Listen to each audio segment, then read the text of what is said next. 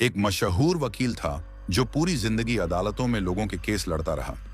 लेकिन उसकी एक बुरी आदत थी। वो हमेशा पैसे लेकर झूठी गवाहियां तैयार करवाता, सच को झूठ और झूठ को सच बना देता। लोग उसे काम का हीरो समझते, लेकिन अल्लाह के नजदीक वो गुनाह में डूबा हुआ था। एक दिन अचानक उसका इंतकाल हो गया। जनाजा पढ़कर लोग उसे कब्रिस्तान ले गए। जब उसे कब्र में उतारा गया तो उसका चेहरा बिल्कुल सख्त था, जैसे किसी ने जमाया हो। उसके साथ काम करने वाला असिस्टेंट रोकर बोला, भाई, बॉस का चेहरा किबला की तरफ कर दो। वो हमेशा कहते थे, किबला की इज्जत करो। दो आदमी कब्र में उतरे। उन्होंने आहिस्ता से मैयत का सर पकड़ा और किबला की तरफ मोड़ना चाहा, लेकिन जैसे ही हाथ छोड़ा, चेहरा वापस अपनी पुरानी तरफ पलट गया। दोनों घबरा गए। आखिर वो चुप हो गए और कब्र से बाहर निकल आए। असिस्टेंट ने पूछा, चेहरा किबला की तरफ कर दिया ना?